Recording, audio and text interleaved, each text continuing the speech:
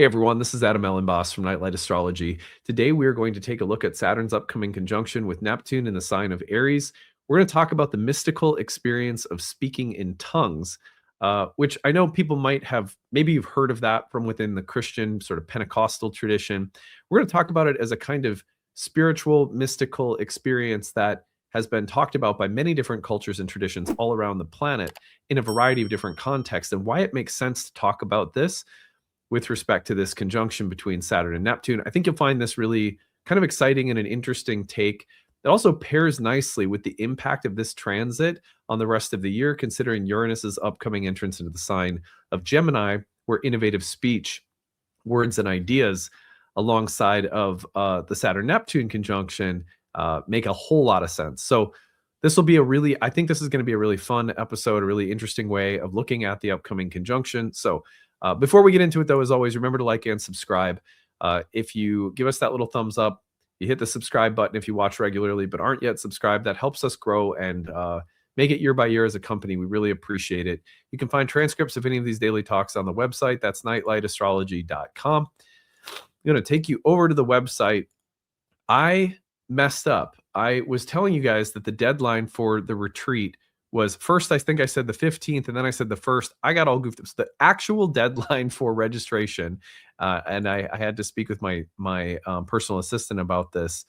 We clarified it is March 14th. So Saturday, March 14th is your last day to register for the Oracle Within training and retreat to Mexico in June. I hope to see some of you there. Everything you need to know is right there on the website. But if you have any questions, just feel free to send us an email, info@nightlightastrology.com. I'm giving a talk tomorrow night on psychedelics and astrology, why they so often intertwine. And if you like today's talk, you'll love tomorrow's because they have a lot in common. Today, we're going to get kind of mystical and psychedelic in terms of the Saturn-Neptune conjunction. And I think you'll find that tomorrow night's talk will dovetail with that nicely. If you can't make it live, you get the recording like always. Go to the events page, click on Silent Sundays. It's basically silent every days right now. We are meeting for daily meditation. If you want to join me in the morning to sit quietly and start your day with a little meditation and reflection, it is 9:30 Eastern, Monday through Saturdays. We meet for about 30 minutes total, 20 minutes of quietly sitting, a tiny bit. I usually say one thing or two or give an announcement at the beginning, and then we're off to sit for 20 minutes. So we do so in group and community. That's a great way to start your day. And if you like the taste of the soup here at Nightlight, then I think you will enjoy, because this is where it's made. It's made in meditation. It comes from daily spiritual practice. It always has on my channel. And so you can come sit with us. On Sundays, we have Silent Sundays where we meet at 11:30 Eastern, 10:30 Central. We do meditation, and then we also open up for discussion, processing, reflection, sharing, storytelling. It's really, really nice. So come check that out. It's a great little group, free. You'll find it on the events page under Silent Sundays. All right, so those are the announcements for the day. Let's shift our attention to the real-time clock and take a look at what's happening in the sky this week. Of course, we're just coming off from this big eclipse, and wouldn't you know it, right off from the eclipse, by Friday, Saturn and Neptune will be conjoining in Aries.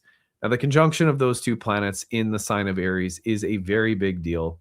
It is, as epic a configuration as a Saturn-Pluto conjunction that we had in, 2020. Not saying that the world events will necessarily be the same, but typically, outer planetary configurations are history makers, meaning that just as our personal lives are always evolving and unfolding in different events and seasons, and there's a big transit for us personally. Maybe you get a Neptune square to your sun, or maybe you get a Uranus opposition to your Venus or something. And those become major transitional spaces of learning, growth, and events that kind of constellate around them that become like biographical markers of your life. These are the major biographical markers. They tend to be for collectives, meaning history, the broader sweep of history and collectives, nations, peoples, etc. So when those events are happening, there's often a deeper sense that the personal experiences that you're going through there's like a more crossover in the Venn diagram between your personal circle, your personal sphere of activity or influence, and the larger world and scope of history. That's a really special thing to be thinking about. right now. And in these years, bring a lot deeper meditation between collective and personal realities. They're not ever separate, but sometimes their intersection points can be very intense sometimes, and they tend to be around these kinds of transits. So that's the point. After this conjunction, right, we're going to see Saturn get to about 3 degrees of separation from Neptune, not for a little while, right? So their 3-degree conjunction coming along with the sun crossing into Aries is not done till the end of March. So, we're actually, if I stretch this on just a little bit further, yeah, it's really like technically even by April that we get Saturn and Neptune out of the engagement range with one another. But then we have things like Mercury and Mars coming back through, translating the light and activating them. So if you really like track this out a little bit, let's get Mercury all the way through, Mars all the way through, get those out of the engagement ranges. You're talking about the end of April. So from late February to the end of April, we're in the wake of this powerful collective transit. Well, what happens by the end of April? Just as that's separating, Uranus enters Gemini, where now it's engaging with a trine to Pluto. And it's like there's a second chapter of our year in collective terms. And the second chapter is really the ongoing trines that constellate around July and November between Uranus and Pluto. But what's so interesting is that now Uranus is sextiling Neptune, sextiling Saturn by whole sign. And we're going to see that part of what the meaning of Saturn and Neptune in Aries has to do with the ongoing developments of Uranus and Pluto this year. So today is kind of like looking at some themes that are likely going to unfold, not just in this moment on this day, but from this point going forward as themes that we'll likely see growing in significance throughout the rest of the year. And I'll explain why. So that's our setup. The conjunction is this Friday. We're still going to do horoscopes. Tomorrow, we're going to focus on the evolutionary meaning of Aries, just like we did for Aquarius yesterday. So if you like that talk, there'll be a similar kind of like, what's the evolutionary kind of deep field of Aries? And the polarity point of Libra, of course, will be included in that. So I think that'll make for a really well-rounded set of considerations for this week. But I want to start. So what I want to talk about today is one of the very common things that is associated with Saturn Neptune are mystical experiences becoming somehow more available to us than they might usually be. And you can think this is pretty easy to understand why. We understand Neptune to be about otherworldly, mystical, subtle, relatively intangible, visionary kinds of things. It's romantic, it's imaginative. And when it crosses into Saturn, just like Saturn and Neptune were conjoined when Neptune was discovered, by the way, it's as though these mystical, otherworldly realities that are co-present, it's never like they exist in some other world literally. They're right here with us. We just don't always have access to them. This is why, for example, I chose to talk about psychedelics and astrology on the eve of a Saturn-Neptune conjunction. That was deliberate, right? Because most of the time, the reason that psychedelics, for example, facilitate spiritual kinds of practices becoming more tangible and regular, or languages like astrology becoming like an everyday way of seeing and relating to the world, is specifically because in a psychedelic experience, which often substitutes in our modern day for initiatory experiences in general, which often do the exact same thing throughout the history of our planet in many different forms. It doesn't require a psychedelic necessarily, but the kind of spiritual emergency slash opening, you're kind of going under the psychic. It's like a psychic surgery of some kind. When you have an initiation, when you have a psychedelic experience, you're being opened to all of these Neptunian realities that are always here, just like the dream space is there every single night. But when you wake and the veil kind of gets thicker, right? But Saturn Neptune experiences are about the veil getting sort of thinner.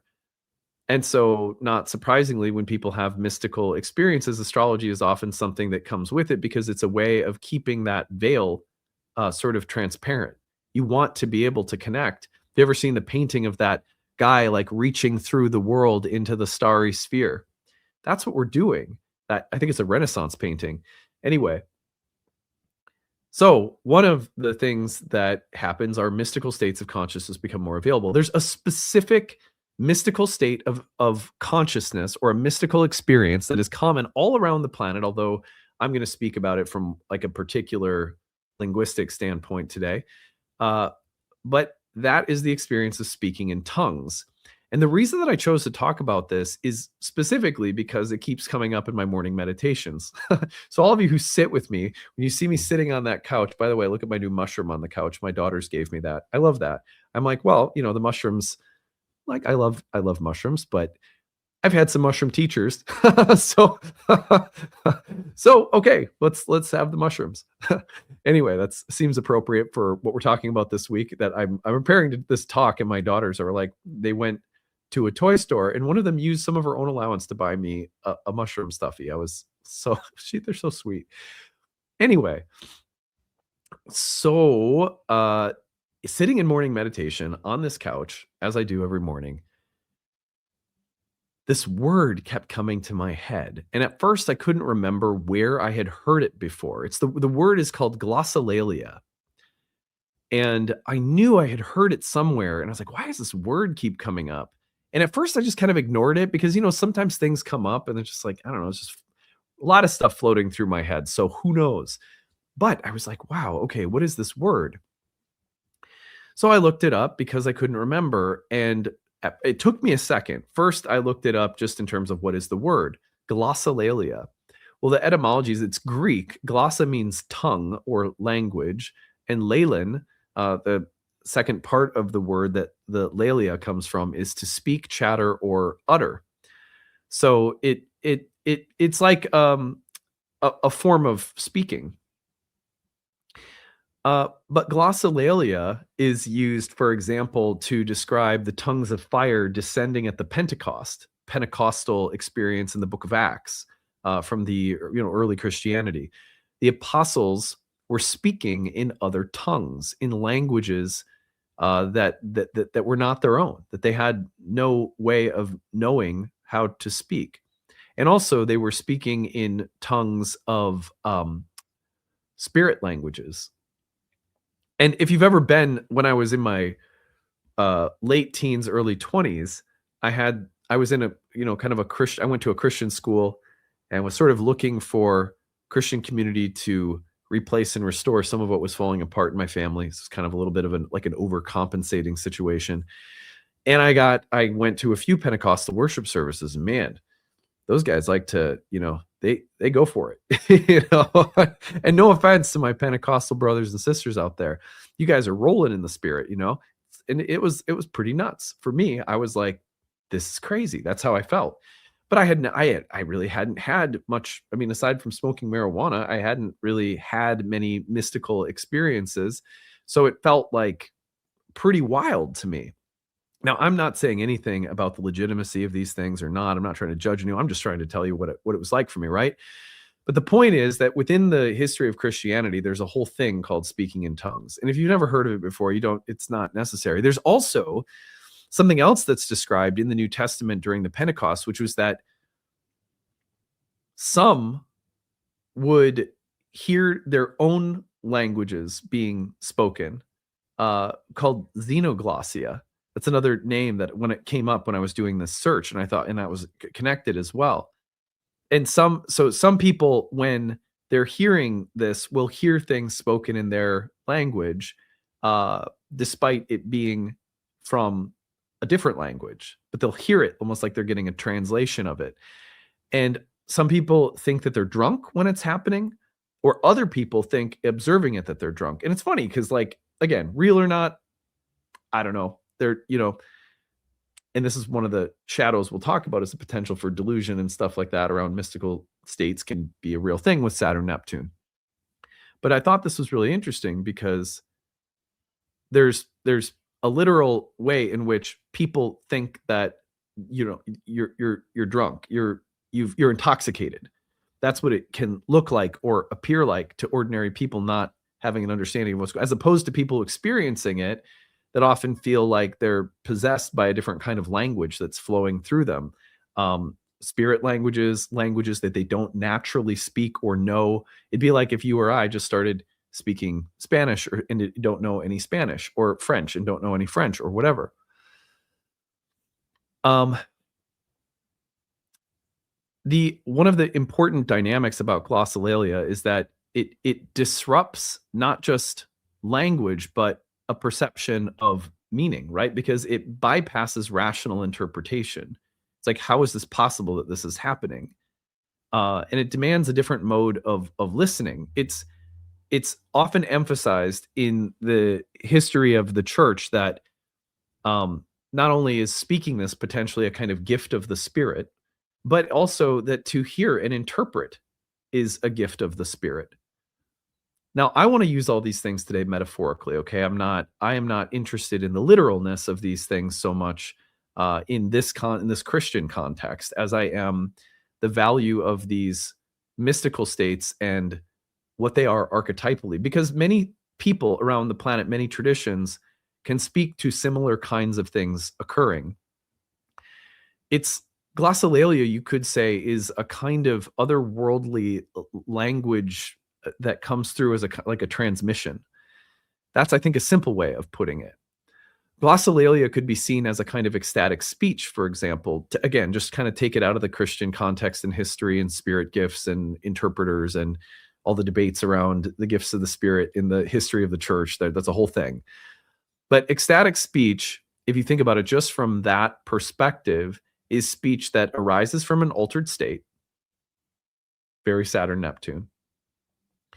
It's often, throughout history, it's described as rhythmic, musical, breath-driven. Now, I'm extrapolating from the Greek word glossolalia to what other people have said about spirit states of language coming through as a transmission. Speech that arises from altered states, first and foremost. A long history within mantic and oracular traditions of diviners speaking from this state. And for example, in the Greek world, speaking in this state might be considered a daimonic transmission, which later Christians would actually demonize. That's where we get some of the use of the word demon from. But daimonic intelligence and transmission of the intelligence or speak of the daimon in the language of astrology would be considered a kind of glossolalia in a way. In fact, there's some early texts that suggest that literally describe the person saying a prayer and listening for a voice that starts coming through them when they speak the interpretation of a birth chart. It's bodily. It's not just mental or intellectual. It's something that can come and kind of completely possess the body. It's often associated with things like trembling, tears, heat, intensity, and it's as though the body becomes a medium or a transmitter of something. Okay, so follow the basic archetype of this. This is all very Saturn-Neptune. Saturn is the form, the vocal cords, the breath, the body, the sweat, the physical vehicle that's shaking to hold something that comes beyond the physical plane. Neptune is that spiritual overflow, that altered state. Glossolalia is therefore something like spirit pressing through matter.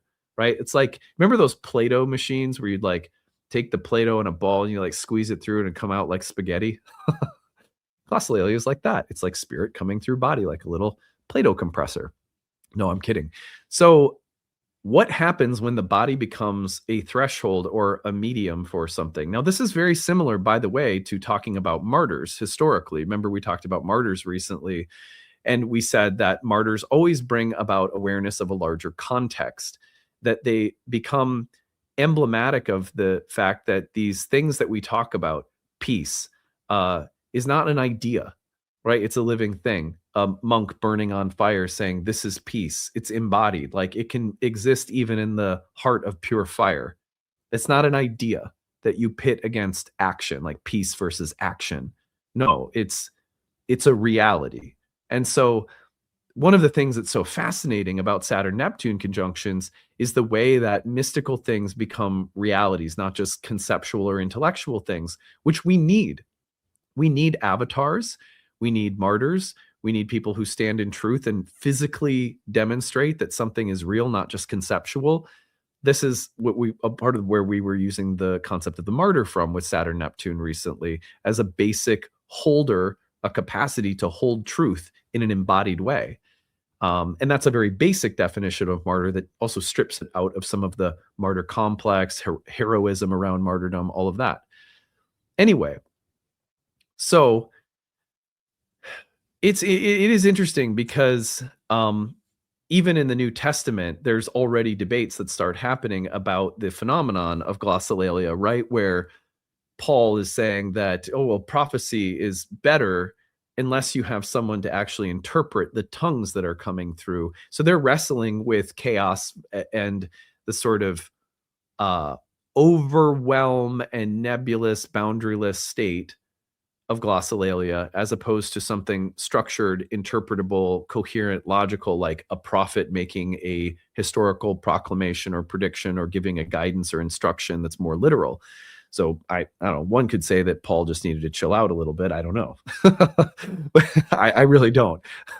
But either way, you can see these early faith communities of the early Christian movement, I'll call it, are wrestling with something very Saturn-Neptune like. Here's this thing that pours through this kind of Holy Spirit, Christ consciousness, the flames of fire and the glossolalia and the speaking in tongues and other languages. And Paul's like, wait, we need structure, right? You can feel the Saturn-Neptune dynamic. So Saturn-Neptune moments bring this kind of like ecstatic overflow, and then Saturn asking like, well, great that it's overflow. Is it doing anything constructive? Is it being directed? Is there some level of containment that makes sure that it's not just unmitigated chaos, or that it doesn't become something that people get drunk on in a sense, and identified with egotistically? I'm a medium, I'm a channel, I'm a psychic. Anything that comes into my head must be given from God. It's like, right, you can see where that they could go down a path of people getting spiritual ego about being in touch with such things. Being in touch may not be the issue, but becoming identified and thinking, well, that's me and I'm special or something. This is why the Saturn-Neptune interaction also suggests that containment isn't just repression or suppression. Containment is also focused, humble relating to forces that can easily intoxicate, right? It's interesting because glossolalia, I think the way that we see this now, taking it out of the historical context again of like the early Christian church, you can broaden it, right? Jazz improv, when something is just flowing through, it is a tongue of fire, but it's being held in a structure, musical scales, a band taking turns, wrapping it up so a song comes to a conclusion. Jam bands are very similar. Freestyle rap, very similar. What is it? Slam poetry? Is that what it's called? Kind of like that. Poets who write in trance states, stream of consciousness writing that eventually makes its way at some point into a form palatable enough to follow and read, maybe. I even think of stand-up comedians who find improvisational moments that it feels like you're watching them discover something that is really funny. And like mystics writing automatic text. Urantia, what are those books? You remember those? I don't know. Someone gave it to me one time. I was like, this is next level nuts. But I'm playing. If you love those books, God bless you.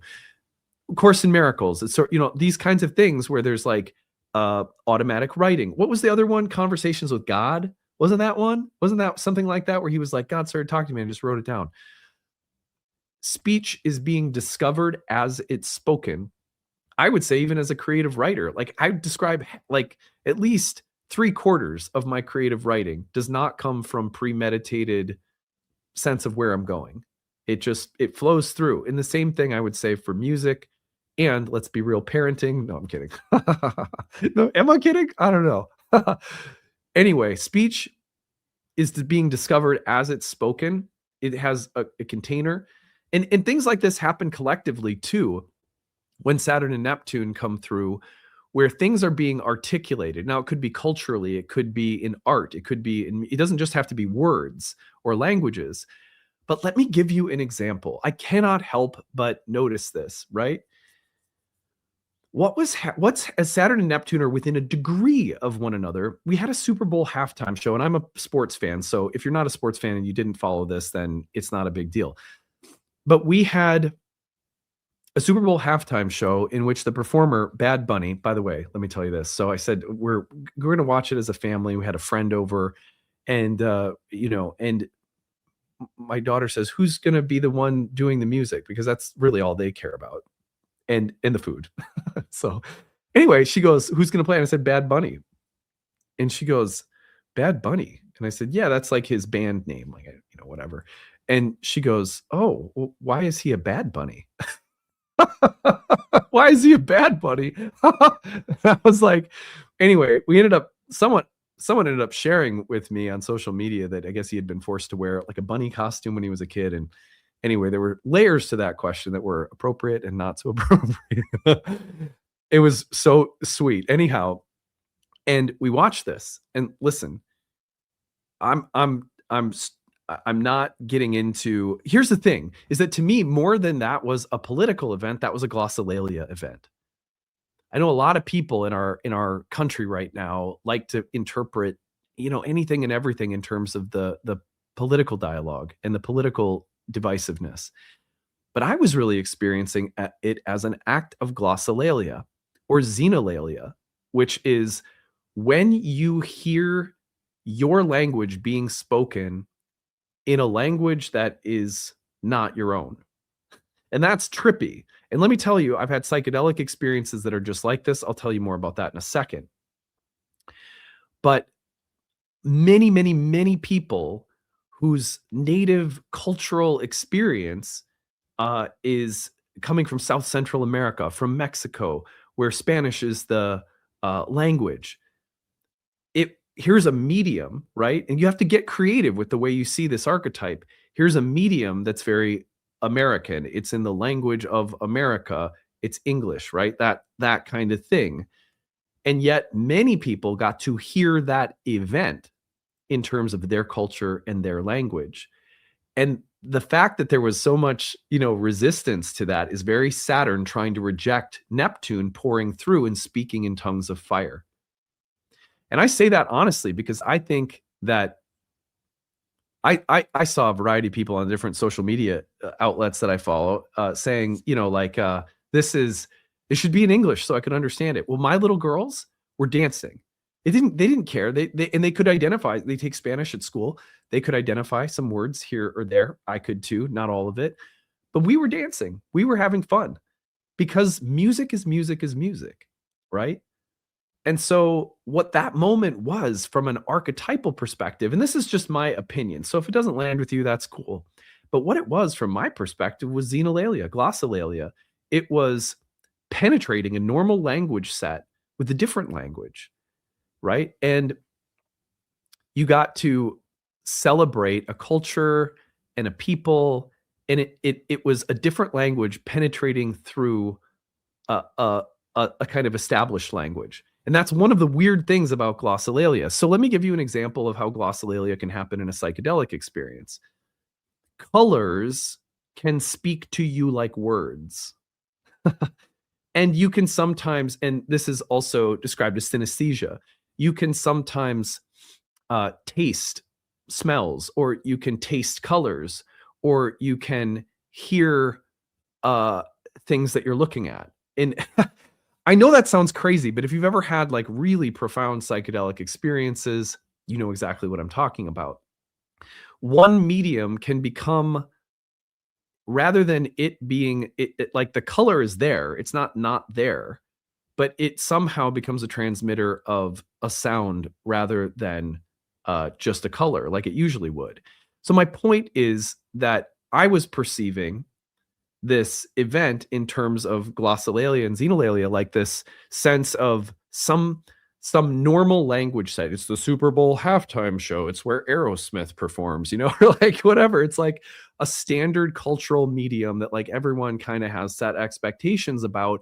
And tongues of fire were coming through and speaking through on the walls. Do you know what I'm saying? And that was so cool. I thought that was so totally badass. And like, here's the thing, is that I could relate to it instantly because for what, 10 years of my life while I was working in the ayahuasca tradition, I was being healed in ceremonies where songs were being sung all night in Quechua, in Portuguese, and in Spanish. I had no idea what was being sung. It did not matter because it spoke to me. Once my state was altered, that language was speaking to me in my memories, in my encoded experiences, and I didn't need to know what it meant because I could feel what it meant. And the altered state allowed me to feel that language without a literal cognitive rational understanding of it. This is glossolalia. This is why we need these kinds of experiences and why they tend to happen and constellate around Saturn Neptune. Let other wisdom, let other soul traditions seep through the boundaries and barriers of our psyches. Why? Because its wisdom will enhance our own understanding and keep us less walled off from each other. That's why Berlin walls fucking fall, right? That's why they fall around Saturn Neptune conjunctions. That wall may not have been as perceptible, but culturally, don't get it wrong, right? That was a cultural wall that tongues of fire were pouring through and blazing onto the other side of. Do you know what I'm saying? Isn't that just magical? So anyway, and if my interpretation of that does not resonate with your take on the event, seriously, like it is okay. We don't need to assault each other if we have different perceptions of reality. I think that ultimate reality is above my pay grade. So I'm just speaking from what I have passionately observed as an astrologer and as someone who likes archetypes.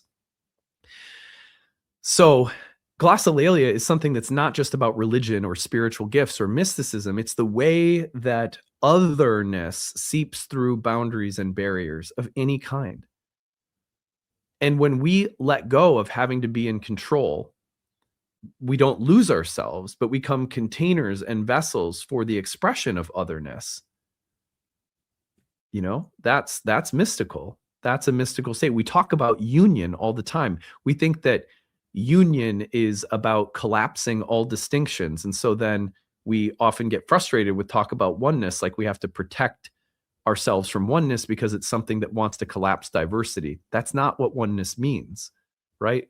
Oneness means allowing ourselves to be containers for plurality, for the coexistence of many things simultaneously, from many different perspectives, many different tongues singing in chorus in the same psychic room. We're a choir of infinite diversity. That's what oneness means. Can we make room for it?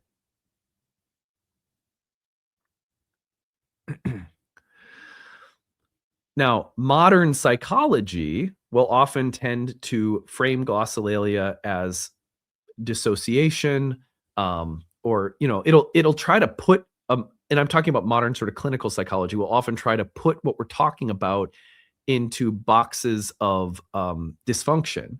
So we have to be really careful with that. At the same time, you don't want to romanticize that there isn't the potential for dysfunction associated with this. It really depends on the strength of the container psychically. For example, many people who are traumatized can understand that Saturn Neptune might be about the erosion of a container that can hold the overwhelm. You get wounded, you go through trauma. Often you're much more psychically sensitive than lots of people. But let's not romanticize that, right? You might be more sensitive, but it also may take many, many years to develop the capacity to now withstand and hold the sensitivity that came through having boundaries violated. It's like not every time that these otherworldly things open up and the psyche opens, psychedelic experiences can be traumatizing. Psychedelic experiences can open too wide or too fast. Trauma can create heightened sensitivity, but also leave you feeling fragmented and like you don't have a container that can hold it. So we also have a year in front of us in which the ability to speak to overwhelming states, mentally, emotionally, in our nervous systems, and to have conversations about things like trauma and mental health and different gradations of sensitivity that exist and why they exist. Because too often it's either like we romanticize these things and like, ooh, everyone who gets in touch with these things is getting in touch because they're like gifted spiritually, which can be true. But oftentimes we get in touch with these things because of trauma and dissociation and so forth. And so the Saturn part of this is about having a healthy container that can work with and allow these things to pass through. And sometimes those containers need rebuilding because the way they come through, especially in the lack of so much, we don't have a lot of initiations spiritually, which are designed to have safe containers and spaces for letting this stuff flood in. A vision quest, uh, for a lot of people, the first initiation might be divorce. It might be addiction, and so a lot of the ways that we're getting in touch with this psychic reality is also coming from like spiritual emergencies or physical, mental health emergencies. And then recovery from that has to happen in addition to suddenly being aware of a larger spiritual state. This is a symptom of a sick world that we're in right now, that we don't have enough healthy spiritual containers and initiation rites. Basically, I believe that for a long time, and you guys have heard me say that before, but all of this gets really heightened around Saturn Neptune. In many traditions, it is a given around our planet, especially indigenous people, that getting in touch with this is something everybody needs to do. Because if you're not in touch with it and you don't develop a relationship with this overwhelming kind of non-rational, mystical, imaginative spirit dimension of things, you're going to have a hard time relating to it, because it'll turn into a polarization between the limits, the boundaries, the container, and the otherworldliness. That's the point.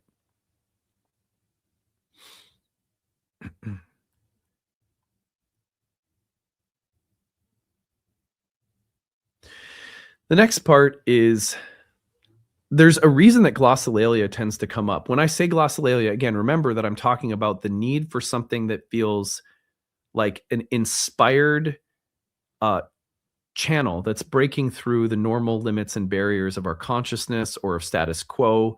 And when it feels like we're in a cultural, historical moment of glossolalia, something bigger is trying to pour through the walls and speak and articulate something in a way that transcends the usual boundaries.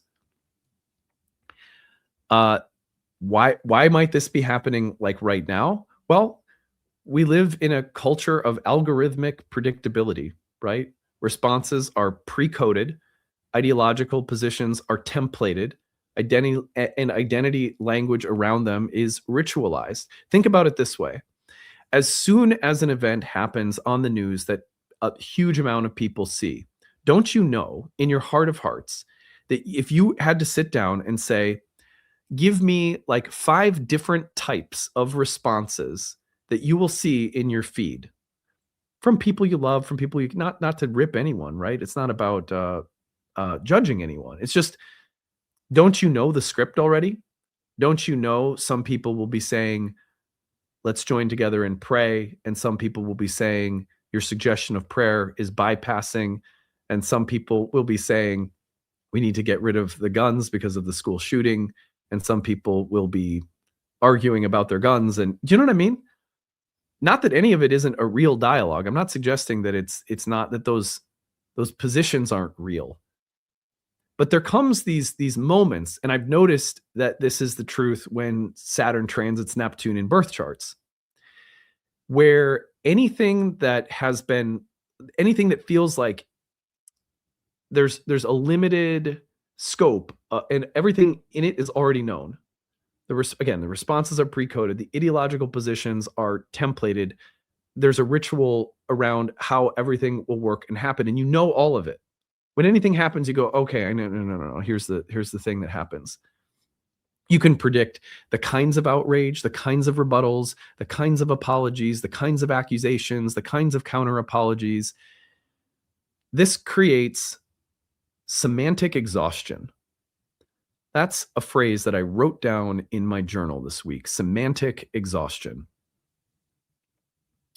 Semantic exhaustion occurs when there's no fire in the tongues. There's words, but no flame. There's words, but nothing coming through that feels new. And you can feel the difference, because when it comes through, even if the words are familiar, it doesn't feel like the words are familiar. That's glossolalia. In this way, Saturn is over definition, over categorization, hyper structuring of social experiences. The language is defensive, structured, performative, strategic. And you start going, it's all bullshit. That's how it's like, and that tends to be really heightened when Saturn and Neptune get together, because what's trying to come through is something, the spirit, the living, breathing spirit is trying to come through.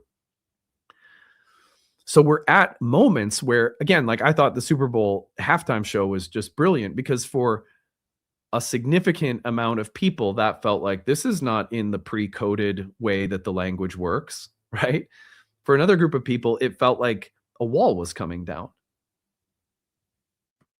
I thought that was absolutely beautiful. And the production, I mean, I just thought the stagecraft was so cool. Anyway, I'm going to go on about it, but when language is fully predictable, there's no risk, there's no discovery, there's no ignition switch.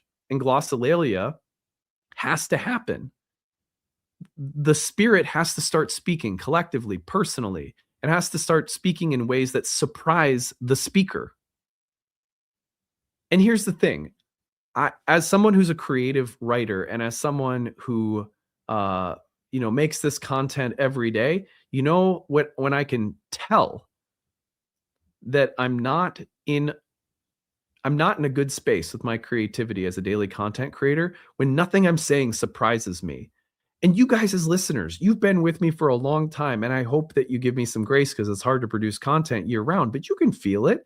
You can feel days where it's like, Adam probably seems a little dead inside, And I thank all of you who don't send me messages acting like, you have exactly the insight as to why I'm a little off my game on a given day when I'm producing content 365, That's really nice, because it's so annoying when people are like, you seem off today. I had a dream and I need to tell you all the insights as to why you're off. Save me. See, I'm surprising myself. Jesus. Anyway. Expressions that carry risk. This is why we need stand-up comedians in my mind, and we're tipping into a sick period in human history if we start alienating our comedians. Not that I think everything is funny, not that, surely some comedians can be like really hateful, and I'm not talking about that. I'm talking about the way in which comedy as a performance art has a way of surprising the speaker, and the audience that's specifically one of the things that makes the audience laugh, is the way that the speaker is following something. They have an act, sure, but they also are following something that surprises even them. And it's the audience seeing the comedian get surprised by their line of thought that really tickles everybody. Glossolalia is like this. Expressions have to carry risk. That's why we need comedy, because comedy's kind of edgy. It has a risk in it that keeps us close to the living spirit. The living spirit is so fun, and it has such a ball breaking quality to it at times, right? It's like, don't take yourself so seriously. If you take yourself so seriously, you're too Saturnian, and then you can't have anything surprising happen to you. That also happens when words are spoken from a fully calculated place. And if we live in a reality that no longer has room and space for people to be a little unhinged and just self-expressing, and immediately there's like I caught you not being perfect in the prescripted language of virtue, right? Jesus, we're boring, That's Saturn. And the tongues of fire just need to come through. All right. Here's, to me, people have been talking a lot about spiritual bypassing, right? And unfortunately, to me, this is just my perception. I'll take a risk in saying this. People are talking about spiritual bypassing in ways that are entirely predictable, entirely boring to me personally. Whether they're talking about it in one context or another, I'm like, oh, here's one of the prescripted things that I can just imagine everyone's going to be saying. It's just like, it's so predictable. But here's the thing. When there's too much Saturn in our spirituality, then spiritual cliches will multiply and just be repeated over and over and over. Something becomes progressively lost in the original speaking. This is why we should always be on guard of cliches, because cliches are cancer for our language, right? And our language is our creative, participatory, God-given right as human beings. It's endowed within us to be creative through the word, through speech, not because we're in control of it, not because we wield it as a weapon, but because we become channels of peace and love and creativity. Everything can sound right, but feel hollow. And the feeling of, I can't identify with that, it becomes really tricky. I mentioned this in the Aquarius video yesterday because it might be like, well, on paper, yes, I agree. But the way you're saying or what I feel behind it is a big no for me. Sorry, don't mean to be a dick. You know. And we can all be guilty of this too. At any moment in the day, at least several times a day, I find myself falling into a lack of presence that collapses my language, that closes my heart. It's so ordinary, right? It's so basic to collapse into a place that's safe and controlled and calculated. It's hard. I mean, it would be sort of exhausting and draining to be in the flow of spirit 24/7, but that is also the very place that is described as the end result of an enlightenment process in any tradition I've ever studied. The flow, the Tao, the Buddha, the Christ.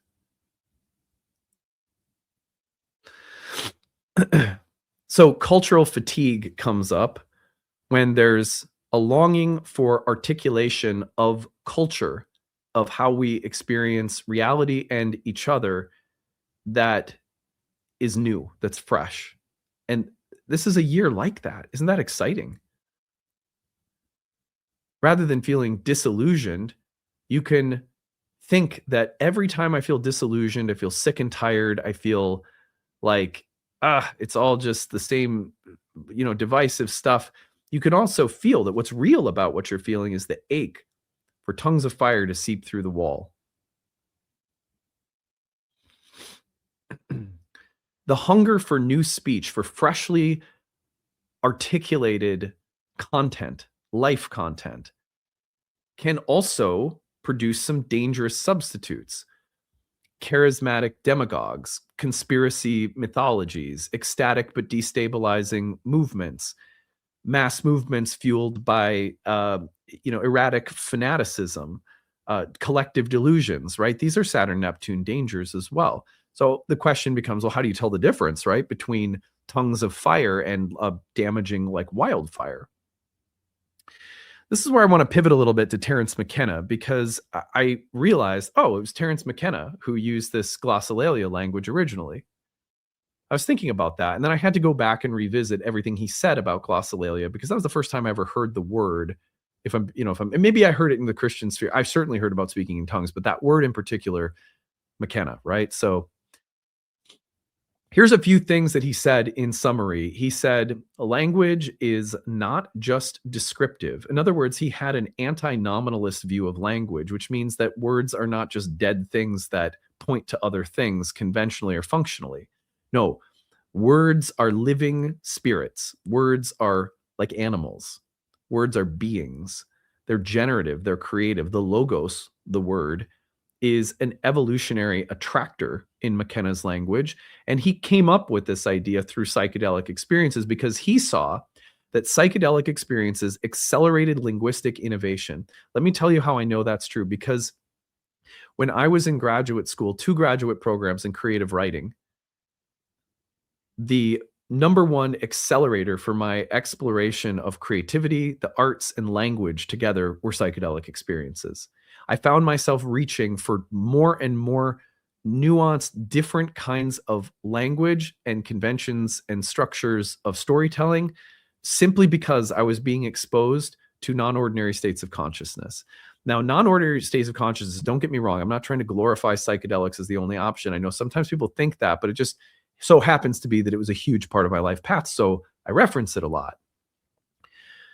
But he often described experiences of hyperdimensional language that is there. It's in symbol, it's in myth, it's in metaphor, it's in music, it's in color, it's in art, it's in rational language as well, philosophy even. but it comes in the hyperdimensional, generative, evolutionary, living presence of language only comes for people who see words arriving as living and language as living. That could be any kind of language, any form of language. In some DMT reports, for example, people describe machine elves communicating in self-transforming language, and the language becomes visual and geometric and musical. Now, the point, I don't know about the machine elves. I never taken straight DMT before. It's always been through ayahuasca. But the point is that the Aboriginal dream time, very similar, right? And if you've never gotten into that, that's a whole beautiful tradition on planet Earth. Not that I don't know much about it really, but I know enough to know that it's very similar in the sense that language and song can create. So really, if you've had altered states of any kind that have shown you that language, thoughts, words, emotions, that every kind of language you can imagine is living and alive. It's not just descriptive, it's not just functional, it's creative and alive. This is glossolalia, this kind of recognition. And in Saturn-Neptune moments, there's something in us that prompts us to wake up. Wake up. Are you dead? Is your language alive? And you know how you're dead? If there are no languages flowing through you like fire. High-dose psychedelic experiences. McKenna talked about people vocalizing spontaneously. Let me tell you a story. When I was in an ayahuasca ceremony in Peru, probably my third or fourth year going down to the Amazon regularly, I had an experience where I got flipped onto my back on the floor and my body started flopping around and like gyrating. Crazy. It was nuts. I had this was like a full cup of some very powerful jungle medicine. And in that medicine, they're mixing with multiple other plant teachers. Anyway, and I was just like flopping like a fish on the floor. And there was a stream of vocal utterances coming out of me that I had complete cognition of what it meant. It was moving so fast and the words were so nonsensical and they were coming out of me so wildly that a lot of people around me got worried. And one of the facilitators came over and like kind of knelt down next to me and made sure like I was okay. And, and then it went away. And I was like, okay. But what I experienced in that state, I can't possibly recapture because there was this fluid way that I understood everything that was coming through, and it was a language. And it felt like, like when something is downloading and it's like showing you the progress moving along a line. It felt like I was understanding like a long string of code. I couldn't possibly tell you afterward what it meant, only that it was coming into me. Now, I'm not trying to say that that makes me having some special language. It was an archetypal experience of like what we would call a download. Many, many people have these experiences in dreams and in altered states where it feels as though something else is coming through, and it might be symbolic of starting to learn a new language. For example, that sort of download, whatever we want to call it, happened very close to the time that I started studying astrology. And I've always thought, what if that was like a visionary symbolic reference to the fact that you're going to start learning a new language?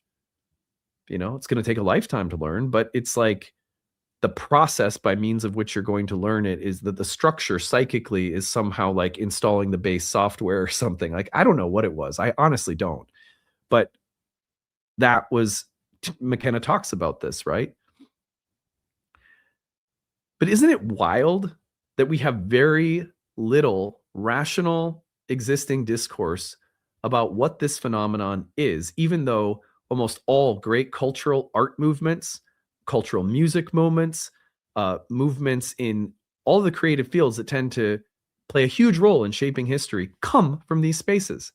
What to speak of many other inspired spaces like this that end up playing a role in the shaping of history. It's fascinating. All right. McKenna believed that culture was getting stalled in its evolution thanks to things like fear and materialism and empirical reductive secular materialism, et cetera, et cetera. And so he believed that novelty drives evolution, and the psychedelic experience brings the importance of novelty to the forefront of languages, not just spoken verbal language like English, but languages like technology or art or whatever, any kind of language. That psychedelic experience tends to inject novelty into the language. Think about some of the people that were inspired. I'm not saying that everyone who has a psychedelic experience is going to inject novelty in a way that doesn't, become problematic either. I mean, Steve Jobs had psychedelic experiences, right? It doesn't necessarily mean that everything about Steve Jobs is like great, or everything that he produced is problem free. But the point is that for McKenna, he was very liberal in the sense that he believed that creative ingenuity coming from novelty, coming from this kind of spirit infusion, this glossolalia, uh, uh, has to be at the forefront of human experience. If we're not creating, in other words, if we're not in touch with this spirit. And he said kind of broadly, he had a trust in where that spirit led things, not that it would be perfect, but that it would lead evolution, that it's a pioneering Aries kind of mindset to say creativity, channeled like fire, coming through, breaking through barriers and boundaries, will always have to lead the way forward rather than control, rather than bottom lines like material benefit. He framed psychedelics, of course, as a teacher, an alien intelligence, and a linguistic disruptor. And that is specifically how the daimon was seen in ancient astrology. The daimon speaks, the human mouth becomes a conduit. The astrology is a language that, if we are in touch with, provides us with the spiritual novelty, a creative, co-creative capacity. This is why we want to be in touch with the astrologia, the logos of the stars.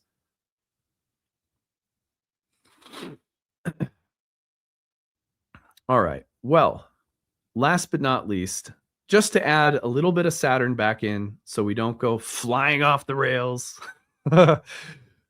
Because without Saturn, right? Think about all of the traditions that place being in touch with this presence, this spiritual living spirit. Those traditions, Buddhism, yoga, contemplative religious traditions from around the planet, indigenous traditions that value ritual, magical traditions, even our creative traditions require craft consistency, a certain sense of discipline and care for the container. Because without Saturn, the language can fragment, insights can evaporate, language can destabilize identity. Saturn wants to give us some integration, some discernment, some craft, some consistency, some maturity, some ability to hold these things and bring them into structure and form in a world that can't just be living in the erratic flame all the time, right? It's like we're not built to be there in this world 24/7. So we want to bring that in, but we want to shape it. This is why we also have to be very careful that in getting in touch with these fiery flames from above, that we are stewards of them. Sitting peacefully every day in meditation is an incredible way to get in touch with that living spirit. It's where most of my talks come from when my own practice isn't dragging. People who like these talks, who like them, just happen to like the spiritual frequency and the novelty that comes through it. And that's why we end up liking the creators that we do, is there's usually something of the spark they're connected to that resonates with us or within us. Anyway, all of this is just to say that as magical and creative and otherworldly as this need to speak new things into existence can be, we do need safe, responsible containers. We need some sobriety. We need some maturity. When you're working with things like this and you're not taking care of your health, you're not taking care of your body, you're being excessive with chemicals or drugs, or you're not being a steward of a healthy temple, that really makes it can really lead to almost like the degradation of that spirit as it comes through. It can kind of like pervert or twist or warp it in ways that can become problematic for you, but also problematic in terms of the results it creates karmically. That doesn't mean we have to be perfect. It doesn't mean we have to even have any idea of what, you know, it can be a process of discovery. Discernment is an ongoing process of discovery, is what I'm trying to say. It's not about being perfect, but without some discernment, you know, it doesn't come through. There's a craft in a some sense of grounding that's very important. Anyway, I will tell you guys, this talk went off the rails. It just went in such a, like, you can feel what I love about astrology so much is that when I'm really feeling the archetypes of the talk that I'm giving, the talk itself will have this funny way of sort of resembling all of the different texture of exactly what we're talking about. And it's just a joy and a privilege to be in that kind of stream. That's why I love doing this. And also, that's why I sit every morning with my little mushroom on my purple little couch. So if you want to sit, come join us every single morning, 9:30 Eastern time. You can come sit and step into that stream yourself, because with a little care and consistency, you can step into that stream and it can work through the structures of your life in profound ways and make you feel less dead inside, honestly. So anyway, that's something that's there for you if it's useful. Hope you're having a good day. We'll see you again tomorrow. Bye.